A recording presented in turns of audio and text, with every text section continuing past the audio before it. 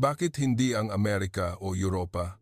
Ang mapanlinlang na katotohanan sa NAIA, kasalukuyang nagpapakita ang Ninoy Aquino International Airport sa Maynila ng isang hindi kapani-paniwalang tanawin. Mga babaeng Ukrainian na tumakas sa bangis ng digmaan, umaagos patungo sa Pilipinas habang nangingilid ang luha ay nagbibigay salamin sa isang nakakabiglang pagpili. Hindi nila pinili ang Europa na mas malapit sa heograpikong lokasyon ni ang superpower na Amerika. Sa ilalim ng lupa, sa mga bunker na lubhang malamig dahil sa kawalan ng kuryente, ang palabas na pinipilit nilang panoorin kahit na kailangan nilang gamitin ang napakahalagang generator ay ang mga teleserye ng Pilipinas. At ang isinusulat nila nang nagkukrus ang mga kamay habang sinisindihan ang kandila sa kanilang mga notebook ay hindi Ingles kundi ang Filipino na wika. Ang nakakabiglang dahilan sa pagpili nila sa Pilipinas ay may malalim na koneksyon sa kakaibang katatagan at kasaysayan na tanging ang bansang pulo na ito lamang ang mayroon. Bakit ipinagkatiwala ng mga taong nasa bingit ng kawalan ng pag-asa ang lahat sa demokratikong bansang pulo na ito sa Asya? Sa likod nito ay nakatago ang isang kuwento ng milagro na puno ng lungkot at bayanihan na nagpabago sa kapalaran ng libu-libong tao. Ihanda ang inyong mga panyo. Ngayon, ihahayag ko sa inyo ang buong detalye ng kuwentong ito, ang nakakagulat na dahilan kung bakit pinili ng mga babaeng Ukrainian ang Pilipinas sa halip na Amerika o Europa. Ang nakakagulat na dahilan sa pagpili ng Pilipinas ng mga babae mula Ukraine. Nagpapakita ngayon ang Ninoy Aquino International Airport ng isang hindi kapani-paniwalang tanawin, mga babaeng Ukrainian na tumakas mula sa nasunog na larangan ng digmaan at humaharap sa matinding paghihirap ay nagkukumpulan. Ang bansang pinili nila ay hindi Amerika o Europa, kundi ang Pilipinas. Ang bilang ng mga taong sumisigaw ng pangalan ng Pilipinas sa kanilang kawalan ng pag-asa ay mabilis na dumarami, sinasabing kahit sa malupit na kalagayan ng kawalan ng kuryente, pinapagana pa rin nila ang generator upang mapanood ang mga teleserye ng Pilipinas.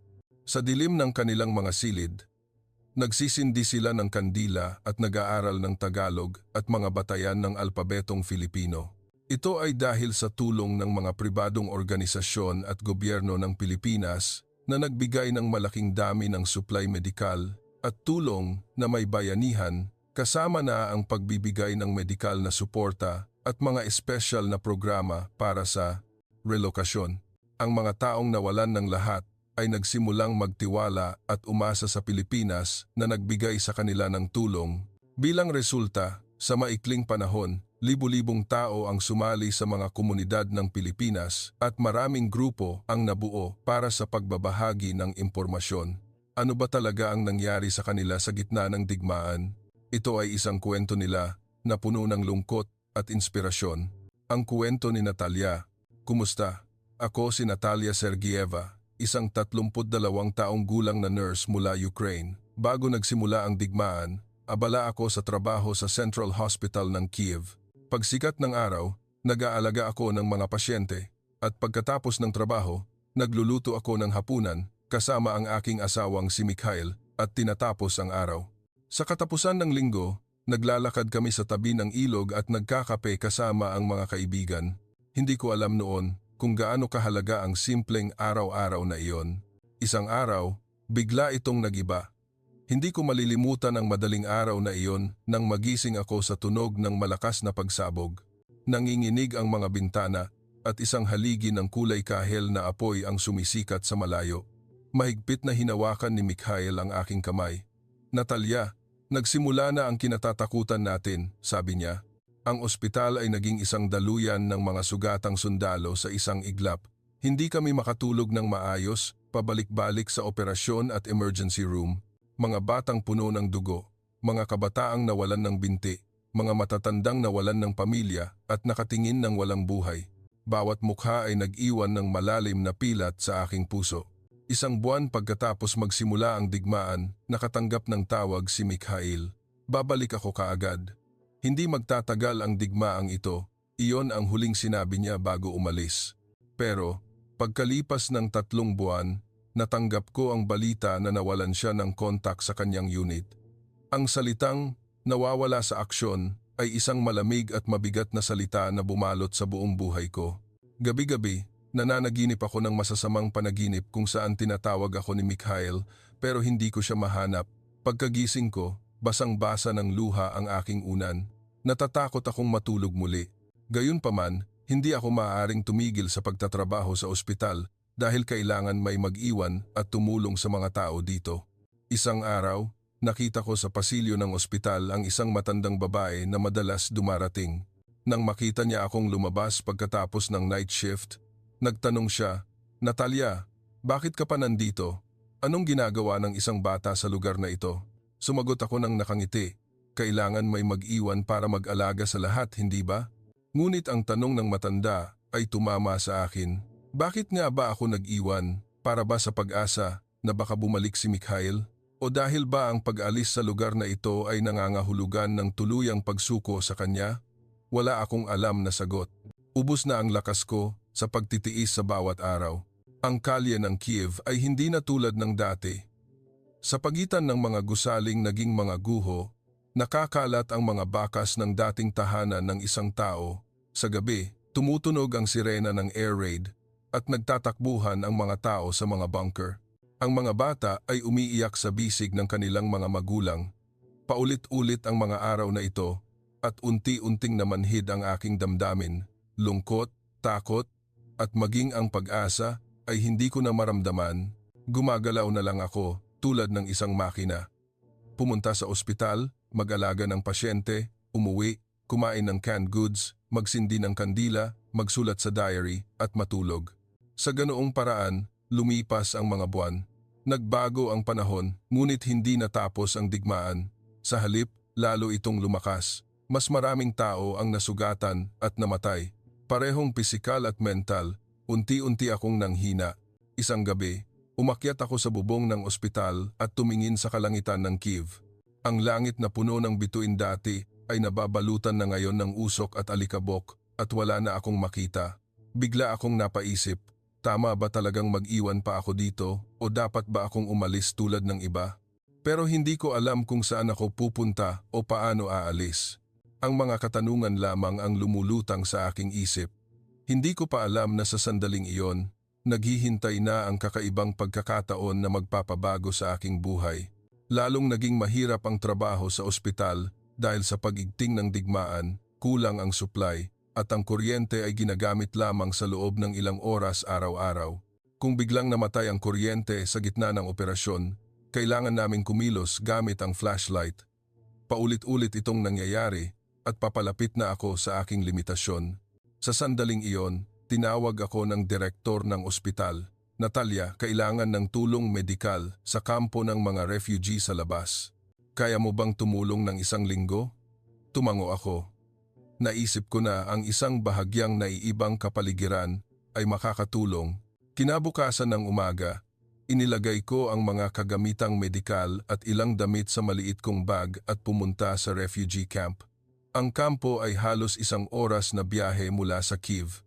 Pagdating ko, bumungad sa akin ang walang katapusang hilera ng mga tolda at mga mukhang pagod. Naglalaro ang mga bata sa putik at mahaba ang pila ng mga babae na naghihintay ng pagkain. Sinalubong ako ni Alexander, ang responsable sa kampo. "Doktora Natalia, maraming salamat at nakarating ka. Walang doktor dito at marami ang nagdurusa." Dinala niya ako sa temporary medical tent.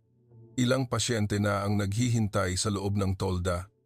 Matatandang umuubo, mga batang may lagnat, mga kabataang may sugat sa binti. Agad akong nagsimula sa trabaho. Buong araw akong nagtingin ng pasyente at hindi ko namalayan, gumagabi na. Sa gabi, dinalhan ako ni Alexander ng simpleng hapunan, canned goods at tinapay lang. Kinain ko ito pero mas mahirap tignan ang kawalan ng pag-asa sa mukha ng mga tao kaysa sa gutom. Pagkatapos kong kumain at lumabas ng tolda, may isang babaeng lumapit sa akin. "Doktora, pwede mo bang tignan ang anak ko? Ilang araw na siyang inuubo." Sinundan ko siya sa loob ng maliit na tolda. Nakahiga doon ang isang batang babae na mukhang mga 7 taong gulang. Maputla ang mukha ng bata at nag-iingay ang kanyang dibdib sa bawat paghinga. Ginamit ko ang stethoscope sa kanyang baga. "Bronchitis.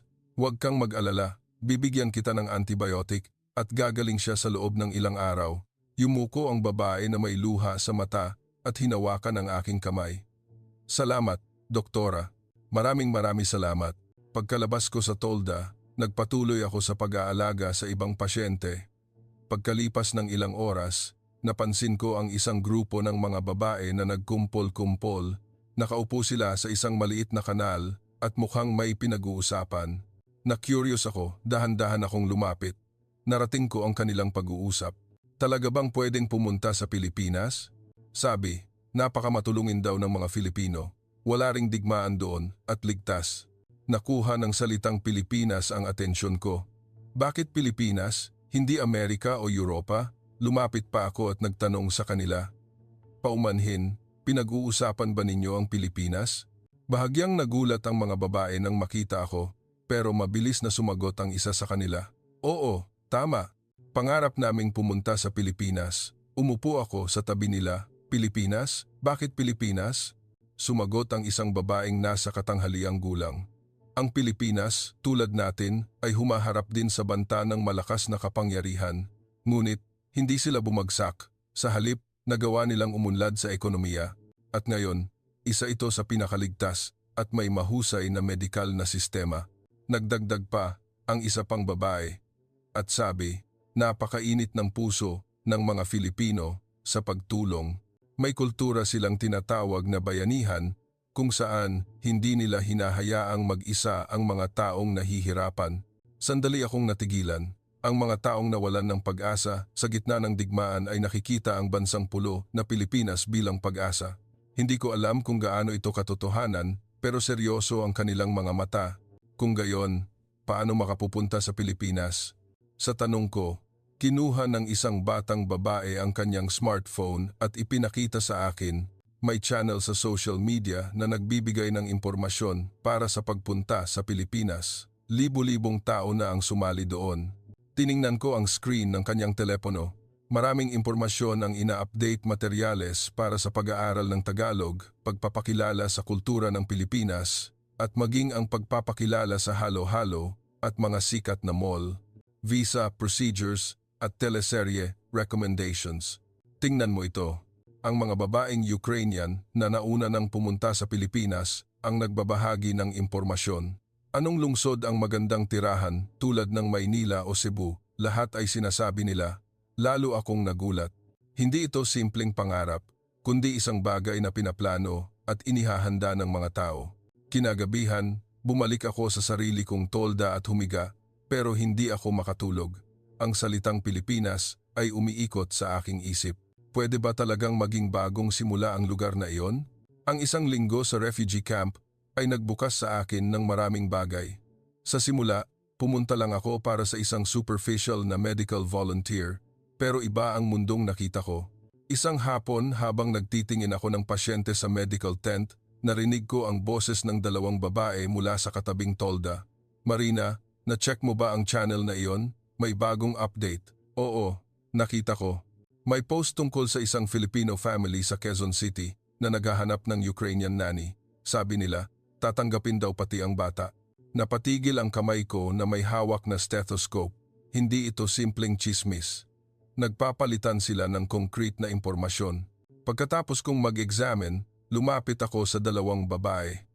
Paumanhin, narinig ko ang usapan ninyo. Mukhang alam na ninyo ang tungkol sa Pilipinas. Bahagyang nag-alala ang dalawang babae, pero mabilis na ngumiti ang isa. Dito, ang Pilipinas ay parang isang lihim na code. Lihim na code para sa mga tulad namin? Oo. Hindi namin ito sinasabi ng malakas. Pero alam namin na ang Pilipinas ang maaaring maging daan namin, dagdag ng isa pang babae.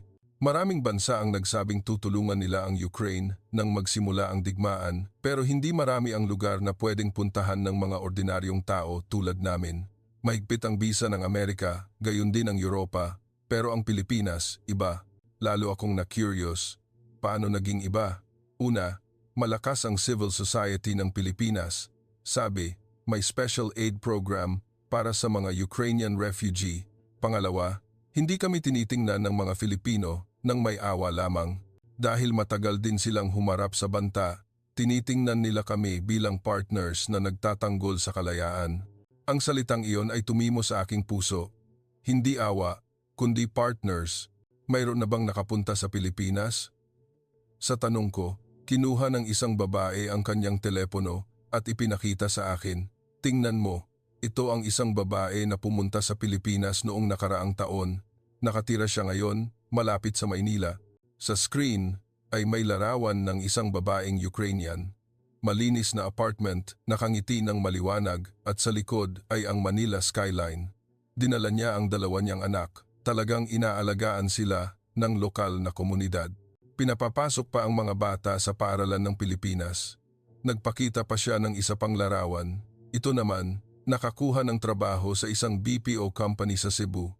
Nag-aral daw ng Tagalog at ngayon, magaling na. Natahimik ako. Hindi ito pangarap. Ito ay totoong nangyayari. Kinagabihan, kinuha ko ang aking telepono sa tolda at binuksan ang app. Nag-type ako ng Pilipinas sa search bar. Lumabas ang higit sa 10 channels: Philippine Community, Philippine Job Information, Tagalog Study, at Philippine Culture. Nag-click ako sa channel na may pinakamaraming miyembro. Mahigit 30,000 na pala ang miyembro. Sa comment section, umaapaw ang mga tanong at sagot. Sobrang init ba sa Pilipinas? Pwede bang pumasok sa paaralan ng bata? Pwede bang magtrabaho kahit hindi marunong ng Tagalog? At ang mga taong nauna nang nakarating sa Pilipinas ay sumasagot ng buong pagmamahal. Medyo mainit pero may aircon sa lahat ng lugar, okay lang. Oo, ang Pilipinas ay isang bansa na nagbibigay halaga sa edukasyon. Hindi rin ako marunong ng Tagalog, pero napakabait ng mga Filipino sa mga dayuhan. Marami ang marunong mag-Ingles, kaya huwag kang sumuko. Nagbasa ako ng ilang oras. Habang nagbabasa, lalo kong napagtanto na ang Pilipinas ay hindi lang isang lugar. Ito ay isa pang pangalan para sa pag-asa. Kinabukasan ng umaga, pumunta ako kay Alexander, ang responsable sa kampo. Alexander, maraming pinag-uusapan ang mga babae dito tungkol sa Pilipinas. Ilan na ba talaga ang nakapunta? Tumango siya. Marami na. Sa loob ng 6 na buwan, mga 20 tao na ang umalis sa kampong ito patungo sa Pilipinas. Dahan-dahan akong tumango. Kinahapunan, pumunta ako muli sa lugar kung saan nagkikita-kita ang mga babae. Sa pagkakataong ito, ako ang nagtanong, ano ang kailangan kong gawin para makapunta sa Pilipinas? Gusto kong malaman ang concrete procedure. Nagningning ang mga mata ng mga babae para silang nakakita ng kasama. Una, kailangan mong mag-aral ng kaunting Tagalog, kahit basic conversation lang. Pangalawa, kung gusto mong magtrabaho, mas maganda kung may certificate o experience ka, lalo na sa IT o medical field. Sinabi ko ang katotohanan na ako ay isang nurse. Ako ay nurse. Pwede ba akong magtrabaho sa ospital sa Pilipinas? Lumaki ang mata ng isang babae. Nurse? Aba, perpekto iyan. Sabi, kahit developed ang healthcare sa Pilipinas, kulang sila sa nursing staff. Kung ma-recognize ang qualification mo, siguradong may pagkakataon. Sa sandaling narinig ko iyon, bumilis ang tibok ng puso ko. Pagkatapos ng 1 linggo sa refugee camp, bumalik ako sa ospital. Pero ang aking isip ay ganap nang nagbago.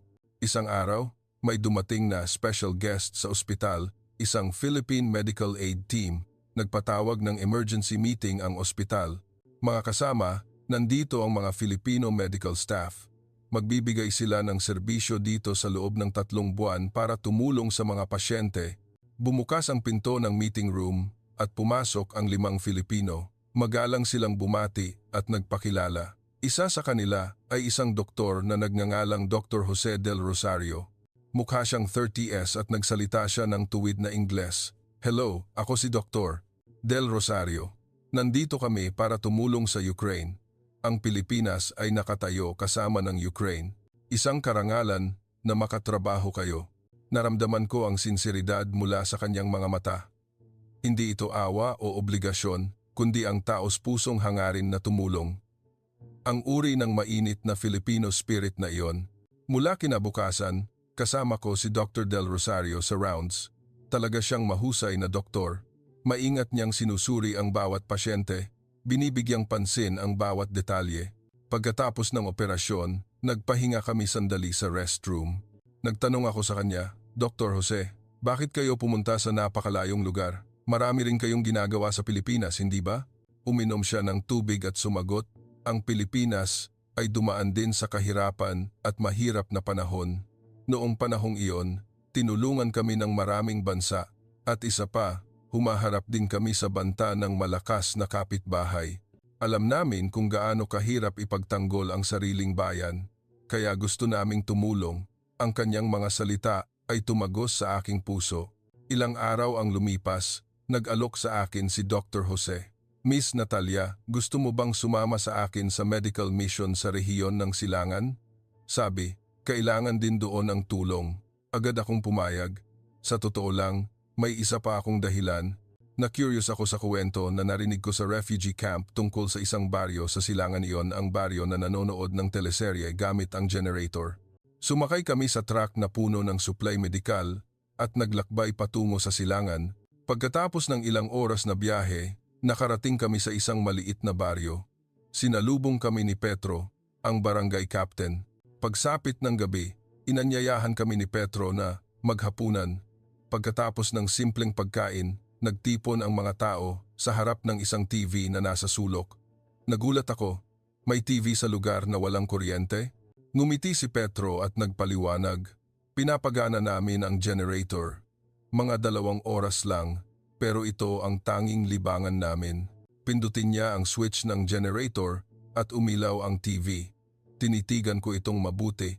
Kahit luma ang modelo, kitang-kita ang tatak ng isang Filipino brand. Gaano nakatagal ang TV na iyan? Mahigit 15 taon na siguro.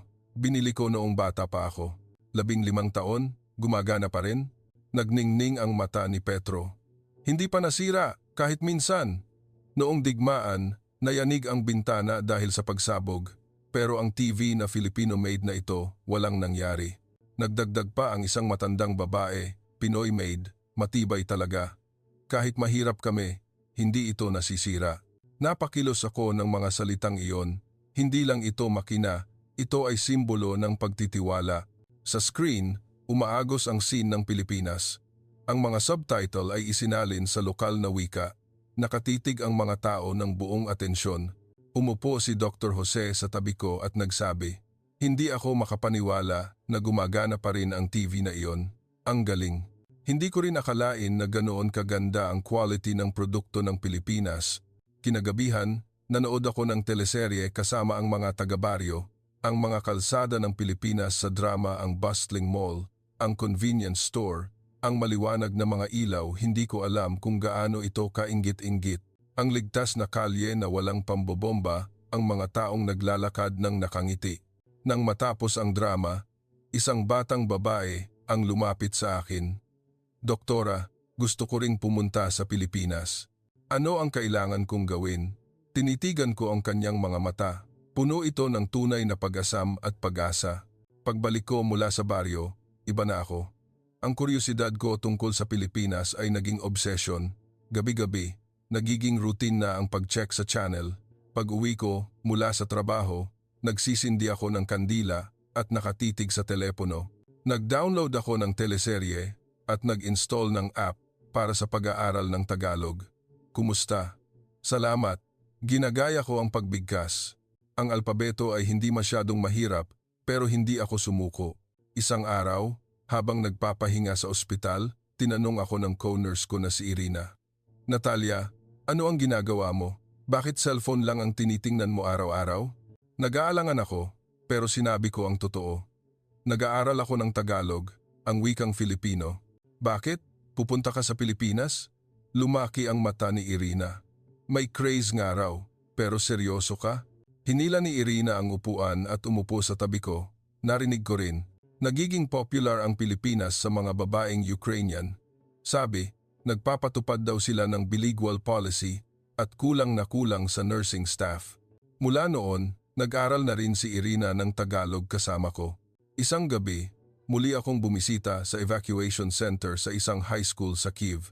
Nabalitaan ko na mayroon silang gathering para manood ng teleserye. Sa screen, ipinakita ang mga kalye ng Pilipinas, malinis na MRT station, maliwanag na streetlights, at isang babae na nag-iisa lang na bumibili sa convenience store sa gabi. Ang eksenang ito lamang ay shocking. hindi ito maisip para sa amin ngayon. Ang bida sa drama ay nakikipag-usap sa kaibigan sa isang milk tea shop, nagdarasal sa simbahan at kumakain ng family dinner kasama ang pamilya.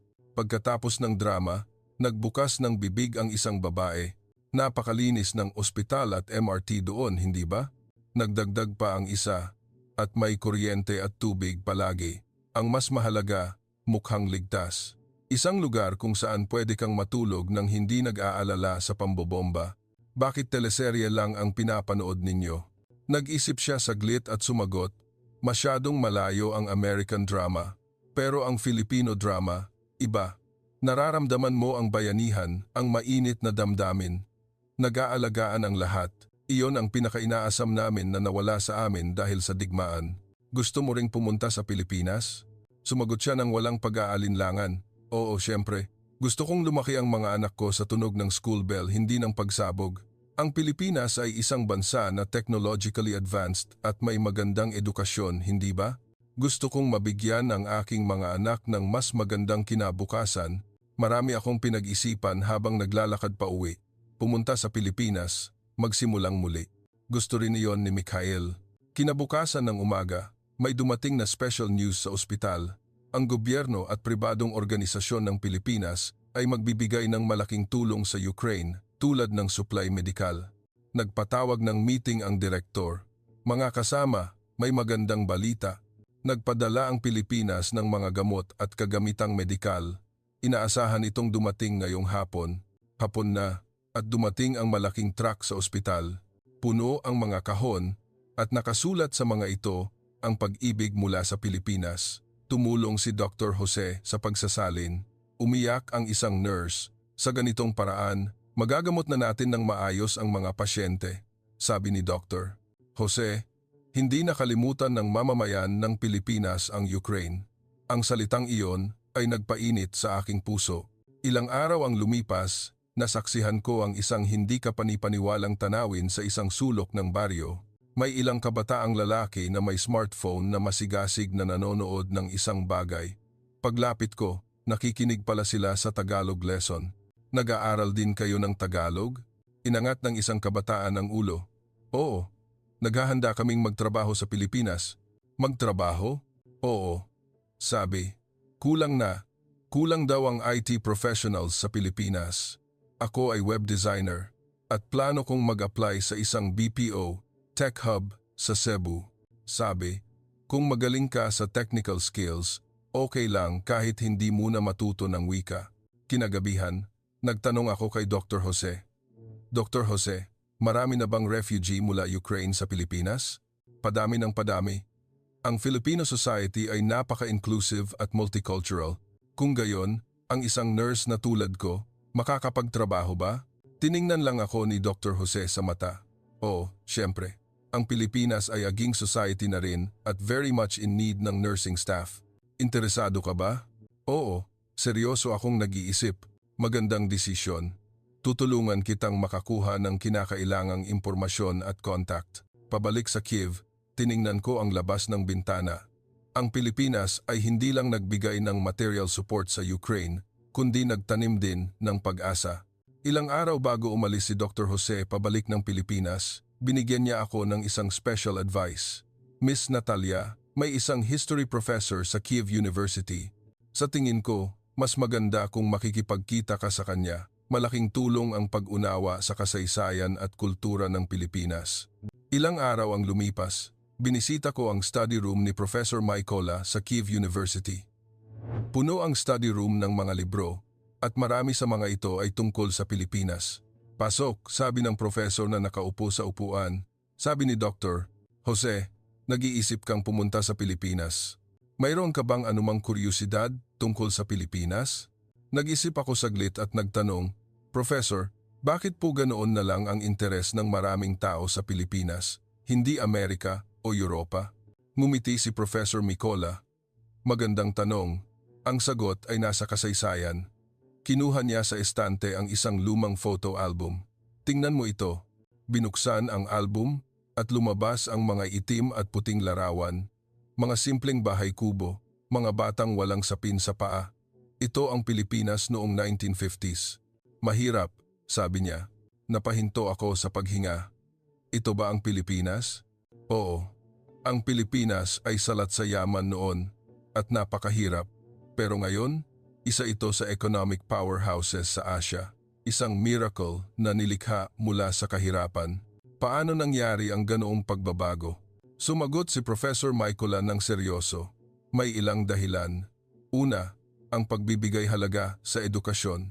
Pangalawa, ang pagsisikap ng mga entrepreneur at overseas Filipino workers, OFW. Napakasipag ng mga Filipino.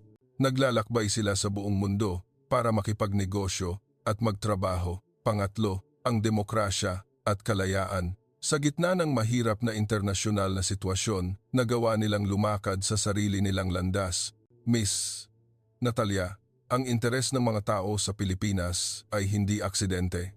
Dahil pinatunayan ng Pilipinas na kahit maliit na bansa, kahit humaharap sa malaking banta, maaari itong maging brilliant at powerful sa pamamagitan ng katalinuhan at katatagan.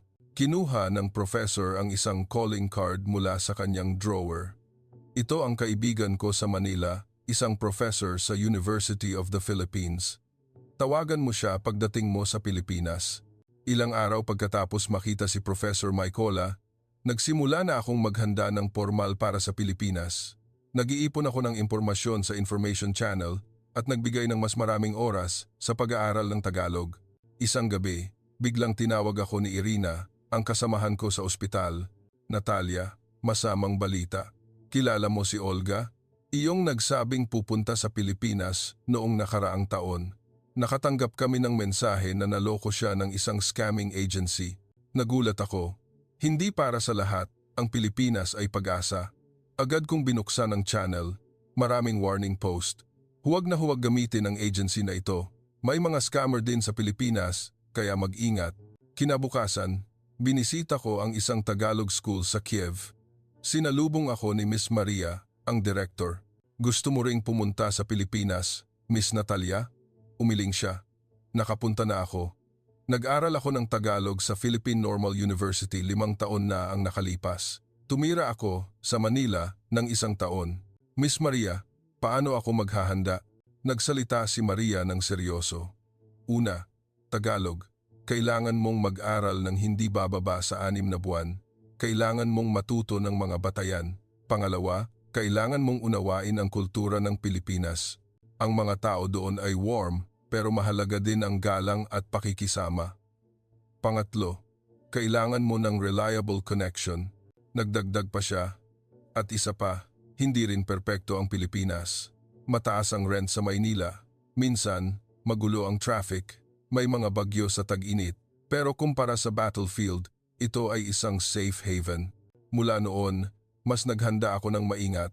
Sa gitna ng pag-aaral ng Tagalog, nakita ko ang most active channel, ang administrator ng Philippine community na si Alexandra. Isang araw, naglakas loob akong magpadala ng private message kay Alexandra. Pagkalipas ng ilang oras, nagkaroon kami ng video call. Ang babaeng lumabas sa screen ay mukhang napakabait.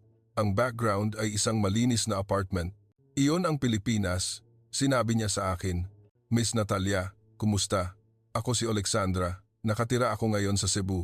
Miss Alexandra, hindi ba kayo napapagod sa pagpapatakbo ng channel? Mahirap pamahalaan ang 40,000 tao ng mag-isa, hindi ba? Tumawa siya. Hindi ako nag-iisa. May 15 kaming admin. Lahat ay mga babaeng Ukrainian na nakatira sa Pilipinas. May gumagawa ng legal advice. May gumagawa ng Tagalog teaching materials. Lahat kami ay volunteers. Volunteers? Oo. Madalas sabihin ng mga Filipino, ang bayanihan ay susi sa kaligayahan. Nahawa na rin kami sa ganitong espiritu. Nagbahagi si Alexandra ng dokumento sa screen. Ito ang procedure para sa Philippine Nursing Licensure Exam at Accreditation. Kahit komplikado ang proseso, pinasimple na ng gobyerno. 1 taon ang lumipas. Ang taon na ito ang pinakamahirap pero pinakamakahulugan na panahon sa buhay ko. Araw-araw, gumigising ako ng alas 5 ng umaga at nag-aaral ng mga Filipino na salita. Pagkalipas ng 6 na buwan, pumasa ako sa Basic Filipino Language Test at sa tulong ni Dr. Jose, Nakipag-ugnayan ako sa isang medical center sa Manila. Ang ospital na iyon ay may program para sa pagkuha ng foreign nurses. Naghahanda ako ng mga dokumento at nagkaroon ng online interview. Sa nanginginig na tinig at Tagalog, nagpakilala ako. Kumusta? Ako, si Natalia. Gusto kong magsimulang muli sa Pilipinas. Gusto ko ring gamitin ang aking karanasan para tulungan ang mga pasyente. Pagkalipas ng 1 linggo, natanggap ko ang acceptance notification. Sa araw na iyon, umakyat ako sa bubong ng ospital at tumingin sa langit. Umiyak ako. Nakakuha rin si Irina ng kontak sa isang ospital sa Pilipinas sa parehong panahon. Nagpasya kaming pumunta ng magkasama. Isang araw, bago umalis, nag-iwan ako ng huling mensahe sa channel. Mga kasama, bukas na ang alis ko patungo sa Pilipinas. Maraming salamat sa tulong ninyo sa loob ng 1 taon. Pagdating ko sa Pilipinas, gusto ko ring mag-ambag sa komunidad na ito. Sa wakas, dumating ang araw na iyon. Isang araw noong Agosto 2025, ako at si Irina ay umalis sa Kyiv at sumakay sa eroplano patungo sa Ninoy Aquino International Airport. Nang lumapag ang eroplano sa NAIA, malakas ang tibok ng puso ko. Ang Green Island, ang masikip na mga gusali, ang nakikita ko sa bintana. Pagkatapos ng immigration at makuha ang bagahe, naghihintay na si Alexandra. Natalia, Irina, welcome sa Pilipinas. Nagyakapan kami at umiyak. Pagkalabas ko sa airport, huminga ako ng malalim sa hangin ng Pilipinas. Humid at mainit, may amoy ng tropical. Hindi amoy usok ng digmaan, kundi amoy kalayaan. Nag-drive si Alexandra sa amin patungo sa dormitory. Ang tanawin sa bintana ay napakaganda. Ang mga bundok sa malayo, ang mataong flyover, ang mga convenience store na makikita sa lahat ng lugar. Natalia, iyan ang Manila skyline. Napakaganda, hindi ba? Pagdating namin sa dorm, tiningnan ko ang silid, maliit pero malinis at mainit. Sabi ni Irina, dito, hindi na tayo mag-aalala sa pambobomba sa gabi, hindi ba? Oo, mag-alala na lang tayo sa lindol, pero ligtas tayo rito. Kinagabihan, binuksan ko ang bintana at tiningnan ang night view, ang kumikislap na mga ilaw, ang tahimik na mga eskinita, ang ingay ng night market sa malayo. Ito ang daily life na pinangarap ko. Higa sa kama, binuksan ko ang app.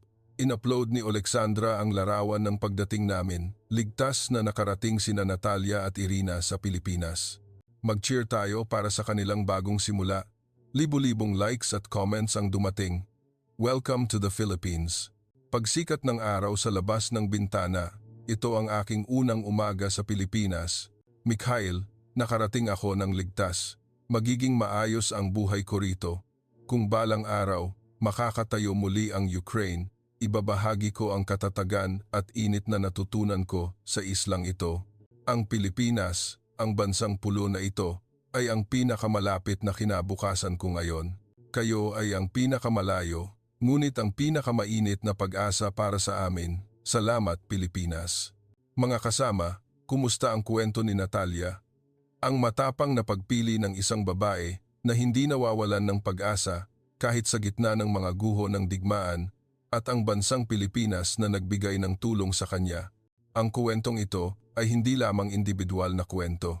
Ito ay isang magandang kwento ng pagkakaisa kung saan ang mga taong nawalan ng lahat ay nagtutulungan at muling bumangon. At sa sentro nito ay ang Pilipinas, isang bansa na nagbigay ng milagro mula sa kahirapan at ngayon ay nagtataguyod ng demokrasya, kalayaan at bayanihan. Tayo ay mga Filipino na nararapat nating ipagmalaki. Kung mag-subscribe at mag-like kayo, babalik ako na may mas kawili-wiling kwento. Maraming salamat sa inyong lahat.